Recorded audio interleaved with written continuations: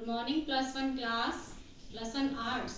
आज हम अपना हिस्ट्री का जो चैप्टर है लेखन कला और शहरी जीवन, उसके बारे में जो हमारे नेक्स्ट टॉपिक्स हैं वो उनके बारे में स्टडी करेंगे।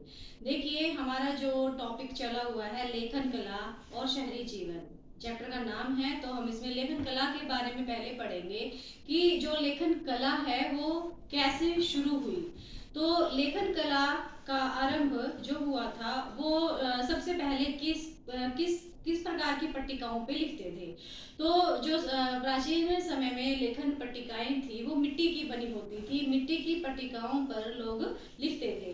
मिट्टी की पट्टिकाओं पर कैसे लिखते थे वो लोग, जैसे अपनी आज के टाइम में जो टैबलेट होती हैं, जिसको आप टैब कहते हो, वो उस तरह की मिट्टी की बनी होती थी। मिट्टी की बनाकर एक लेखन सतह बनाई जाती थी और गीला करके उसको लेखन की सतह बनाई जाती थी, और जब वो गीली होती थी तो उसी टाइम उस पर लिख दिया जाता था, और सूखने के बाद उसके ऊपर जो अक्षर लिखे गए हैं वो एज इट इज रहते थे और उनको सेफ रखा जाता था, ताकि जरूरत पड़ने पर उसमें जो भी विवरण लिखा गया है वो आराम से देखा जाए और वो सुरक्षित रहे। और उसके ऊपर सरकंडे की तीली जो होती है वो बड़ी पैनी होती है, उसके द्वारा उस पे लिखा जाता था। और उस पर जो भाषा यूज की गई थी, सबसे पहले सुमेरियन भाषा अस्तित्व में थी उस टाइम, यानी सबसे प्राचीन जो भाषा थी वो सुमेरियन थी। और उसके बाद अकदी भाषा अस्तित्व में आई। सुमेरियन भाषा के बाद अकदी भाषा अस्तित्व में आई। और जो लेखन का सिस्टम था, लेखन प्रणाली थी, वो किस प्रकार थी। लेखन प्रणाली के लिए जैसे आज के टाइम में हमारे जो व्यंजन होते हैं, स्वर होते हैं, उस तरह से ऐसा कुछ भी नहीं था। उनकी अलग ही भाषा होती थी। वो जिन शब्दों को, जिन बातों को बताना चाहते थे, उनके लिए वो संकेतों का प्रयोग करते थे, सिंबल का प्रयोग करते थे, जिससे कि वो जो लिखना चाहते हैं वो जो पढ़ रहा है, उसको देख रहा है, उसको तुरंत समझ में आ जाए, क्योंकि उस टाइम शब्द नहीं थे, शब्दों का प्रयोग नहीं किया जाता था। और जो वो लेखन पट्टी थी उसके ऊपर वो उन संकेतों को अंकित करते थे। और आपका जो जैसे नेक्स्ट टॉपिक है वो है साक्षरता। साक्षरता जो थी वो, साक्षरता का मतलब क्या होता है, एजुकेशन। जो लोग पढ़े लिखे होते हैं, जितने ज्यादा लोग पढ़े लिखे होते हैं उसको क्या, उतनी ही साक्षरता की दर ज्यादा होती है। तो साक्षरता का मतलब उस टाइम पे ज्यादा लोग पढ़े लिखे नहीं थे। जैसे कि आपको पता है प्राचीन समय में ज्यादा साक्षरता विद्यमान नहीं थी, ज्यादा लोगों को पढ़ने नहीं दिया जाता था। लेकिन जब उन पट्टिकाओं पर लिखा जाता था तो वो पट्टिकाएं जो थी उनके ऊपर लिखना बहुत मुश्किल था, काफी पेचीदा काम था। और ये जो लिखने का काम था ये विद्वान लोगों के द्वारा ही किया जा सकता था, और उनके अलावा इस काम को कोई नहीं कर सकता था। और जो आपका ये टॉपिक है इसमें इस तरह से लिखा जाता था, जैसे कि कोई ऑफिसर है किसी राजा के बारे में अगर वो लिखता है तो क्या वर्डिंग वो प्रयोग करता था, इसके बारे में भी आपको इसमें बताया गया है। जैसे कि मेरे अमुक मालिक को, अमुक का मतलब कि कोई भी आप इसमें नाम लिख सकते हैं। अमुक मालिक को उनका अमुक सेवक निवेदन करता है, मुझे सौंपे गए काम को मैंने पूरा कर दिया है। तो इस तरह के शब्दों का प्रयोग किया जाता था। आगे है कि जो लेखन का प्रयोग है वो कहाँ कहाँ पर किस तरह से इसकी शुरुआत की गई। पहले अभी तक हमने क्या पढ़ा कि लेखन के लिए किन चीजों का प्रयोग किया जाता था और किस तरह के लोग, कौन कौन उन लेखन स्तहों का प्रयोग करते थे। अब हम करेंगे जो लिखने की कला तो आ गई उनको, लेकिन उसका प्रयोग कैसे करते थे, कैसे उन्होंने इसकी शुरुआत की, कहाँ कहाँ किन किन कामों में इनका प्रयोग किया जाता था। तो जो शहरी जीवन है, व्यापार और लेखन कला के बीच के संबंधों को उरुक नाम का एक स्थान है। उरुक के एक प्राचीन शासक एन मर्कर तो ये कहा जाता है कि वो शासक था, उरुक का एक शासक था एन मरकर, उसने इसका सबसे पहले प्रयोग किया था कि वो इस लेखन सतह का प्रयोग करता था और अपने विचारों को, शब्दों को, अपनी भावनाओं को उसने काव्य के द्वारा व्यक्त किया है, कविताओं के द्वारा उसने व्यक्त किया है।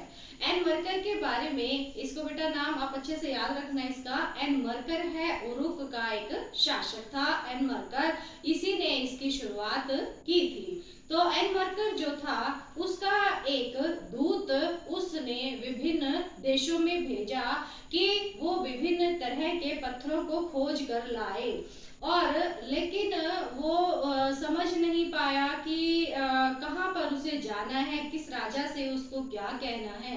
तो एनमरकर ने क्या किया, एक चिकनी मिट्टी की सतह पर उसने तैयार की, पट्टिका उसने तैयार की और उसने उस पर अपने विचारों को लिखा और उस दूत को उसने दिया कि विभिन्न देशों में जाकर आप वहाँ के शासक को ये पट्टिका आप दिखाओगे और वहाँ से ये जो सामान हमें आयात करना है वो आप वहाँ से लेकर आओगे। तो इस प्रकार उसने एनवर्कर ने अपने दूत को इस पट्टिका के द्वारा ये सामान लाने के लिए उसको भेजा। तो इस प्रकार अगर कहीं पर भी आपके ये क्वेश्चन आ जाता है कि किसके द्वारा इसका सबसे पहले प्रयोग किया गया था, तो एन मरकर के द्वारा इसका प्रयोग किया गया था। और मिट्टी पर मिट्टी की सतह उसने तैयार की और उस गीली, जब तक वो पट्टिका गीली है तब तक ही उसमें सरकंडे की द्वारा लिखा जा सकता है। और लिखी हुई पट्टिका जो थी वो उस दूत ने अरट्टा का शासक, अरट्टा एक प्लेस का नाम है, एक जगह का नाम है, उस शासक को दी। तो जो शासक था उसने उस पट्टिका को बड़े ध्यान से पढ़ा, वो भी हैरान रह गया कि एनमरकर के द्वारा ये पट्टिका किस तरह से तैयार की गई है, और वो उस पट्टिका को देखकर बड़ा स्तब्ध रह गया और उसे वो देखता ही रहा। नेक्स्ट है कि दक्षिणी मेसोपोटामिया का शहर, मंदिर और शहरीकरण, मंदिर और राजा। अब जो दक्षिणी मेसोपोटामिया है उसका जो शहरीकरण किया गया वो कैसे किया गया। अब बात ये आती है कि जो शहर है वो कहाँ कहाँ पर विकसित हुए। अब शहर जो विकसित हुए वो 3 प्रकार के क्षेत्रों के आसपास ही विकसित हुए। पहला तो क्या था कि मंदिर, जो जहाँ पर मंदिर ज्यादा है, मंदिरों के चारों ओर शहरों का विकास हुआ। और दूसरा है कि जो व्यापार के केंद्र थे, यानी कि जहाँ पर मेनली व्यापार होता था उसके चारों तरफ शहरों का विकास हुआ। और तीसरा था शाही शहर। शाही का मतलब जहाँ पे शाही लोग रहते थे, राजे महाराजा रहते थे, तो वहां पर शहरों का विकास हुआ। और हमारा जो चैप्टर है इसमें हमें 2 ही प्रकार के शहरों के बारे में बताया गया है। एक तो है मंदिरों के चारों ओर शहर, और दूसरा है जो व्यापारिक केंद्र हैं उनके चारों ओर जो शहर बनाए गए हैं। अब बात आती है कि मंदिरों के चारों ओर जो शहर बनाए गए थे तो वो मंदिर किस प्रकार के थे। मंदिर जो थे उस टाइम पे कच्ची ईंटों से बने होते थे, और उसमें जो उर थे वो चंद्र देवता माने जाते थे, और इनाना नाम की जो देवी थी वो प्रेम व युद्ध की देवी मानी जाती थी। और जो मंदिर होते थे ना वो जैसे घरों के रूप में ही होते थे, क्योंकि मंदिरों को भगवान का घर माना जाता था, इसीलिए जिस प्रकार से घर बने होते हैं उसी प्रकार से वो मंदिरों का आकार, मंदिरों की व्यवस्था की होती थी। लेकिन थोड़ा सा घरों को मंदिरों से अलग करने के लिए जो मंदिरों की दीवारें होती थी वो थोड़ी बाहर की जो दीवारें होती थी वो घरों से थोड़ी सी अलग होती थी, और वो अंदर और बाहर की तरफ मुड़ी हुई होती थी, लेकिन जो घरों की दीवारें होती थी वो इस तरह की नहीं होती थी। और जो देवी देवता की पूजा करते थे जो लोग, वो देवी देवता के लिए अन्न, दही, मछली, इस तरह के खाद्य पदार्थ वो लेकर आते थे।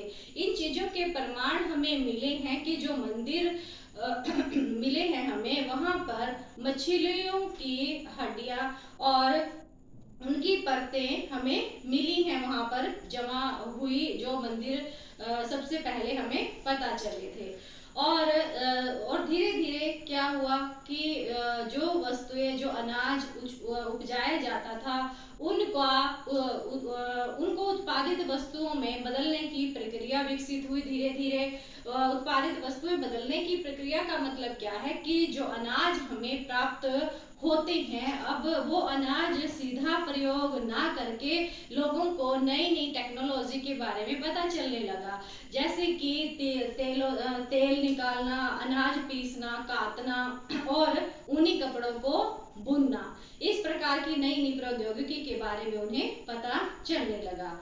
और क्या होता था कि जैसे जो क्षेत्र थे काफी उपजाऊ होते थे, लेकिन कई बार क्या होता था कि वो उनकी उपजाऊ शक्ति धीरे धीरे खत्म हो जाती थी। तो इस प्रकार के संकटों से लोगों को बार बार ग्रस्त होना पड़ता था। तो इसके लिए इसका कारण क्या होता था कि जो नदियां थी वो डायरेक्ट जो धारा है उनकी, जिस धारा में बह रही है, कई बार उनकी दिशा बदल जाती थी, तो उससे उन लोगों को काफी प्रॉब्लम्स फेस करनी पड़ती थी।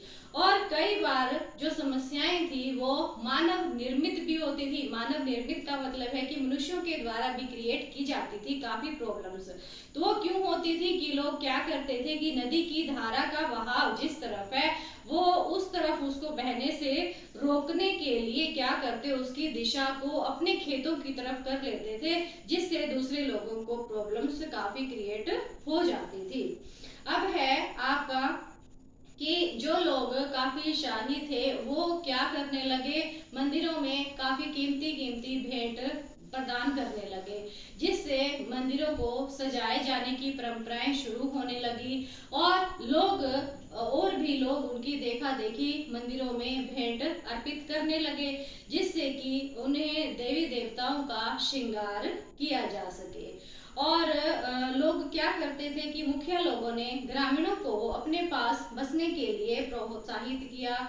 और वो क्या करते थे, बसने के लिए प्रोत्साहित क्यों करते थे, उनको थोड़ा बहुत लालच देकर वो उन्हें अपने पास अपनी एक पूरा एक समुदाय बना लेते थे। वो ऐसा इसलिए करते थे कि मान लो किसी ने उन पर कोई आक्रमण कर दिया तो वो अपनी एक प्रॉपर सेना इकट्ठी कर सके। और जो उरुक जो था वो उन दिनों सबसे पुराने मंदिर नगरों में से एक था। ये याद रखना बेटे कि उरुक जो था मंदिर के चारों तरफ बसा, मंदिरों के चारों तरफ एक शहर जो बसा था सबसे पहला वो था उरुक।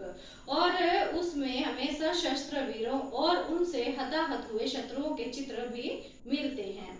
अब बड़ी जो छोटे छोटे गांव जो थे वो धीरे धीरे क्या हुए, उजड़ गए। उजड़ने से क्या हुआ, वहां से लोगों का विस्थापन होने लगा। विस्थापन का मतलब क्या है कि लोग उन गांवों को छोड़कर दूसरे शहरों में, दूसरे गांवों में जाने लगे।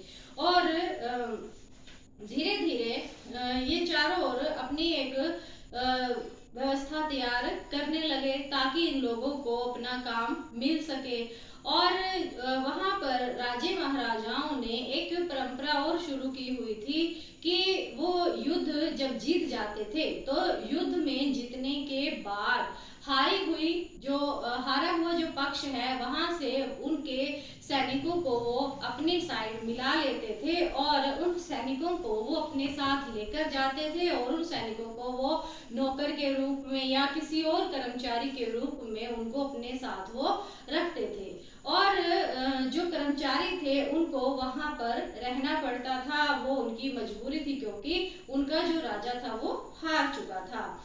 और धीरे धीरे इन लोगों को खनिज वगैरह पदार्थ ये सारी चीजें यूज करने की टेक्निक भी पता चल लगी। और जो शासक होता था, राजा होता था, वो अपने इन कर्मचारियों को तरह तरह के कामों में लगाता था। जो वो युद्ध में जीतकर सैनिक लाया है उनसे भी, और जो उसके खुद के हैं सैनिक पहले से या कर्मचारी उनसे भी, वो उनसे पत्थर खोदने का, धातु खनिज ये लाने का, मिट्टी से ईंटें तैयार करना और उन्हें मंदिर में लगाना, इस तरह के बहुत सारे काम वो उनसे करवाता था। और जो और भी लोग थे उनको वो शंकु यानी कि मिट्टी के शंकु बनाने, शंकु का मतलब कोन बनाना, और उनको पकाने के काम में लगाया जाता था। शंकु का मतलब क्या है, जो शंकु मंदिरों के ऊपर लगाए जाते हैं, वो इस तरह के मिट्टी के शंकु उनसे बनवाते थे और उन्हें मंदिरों में लगाते थे ताकि जो मंदिर हैं उनकी सुंदरता बढ़ सके। और जो उस टाइम की मूर्ति कला थी, मूर्ति कला के क्षेत्र में भी उन्होंने काफी उच्च कोटि की सफलता प्राप्त की हुई थी। तो इससे हमें पता चलता है कि जो लोग थे उस टाइम पे वो नई नई तरीके खोज रहे थे कि जिससे उनका विकास हो सके। और उस टाइम पे चाक का आविष्कार भी हो चुका था। चाक का मतलब है ये ब्लैक बोर्ड पे लिखने वाला चाक नहीं, कुम्हार जिस चाक पर बर्तन बनाता है उसका निर्माण हो चुका था और वो उस चाक पर डिफरेंट टाइप के सैकड़ों बर्तन बना सकता था। तो इसीलिए जो उस टाइम की जो व्यवस्था थी वो बहुत ही अच्छी थी और धीरे धीरे विकसित हो रही थी। तो बेटा आप इसको आज के लिए यहीं तक कीजिए और समझिए।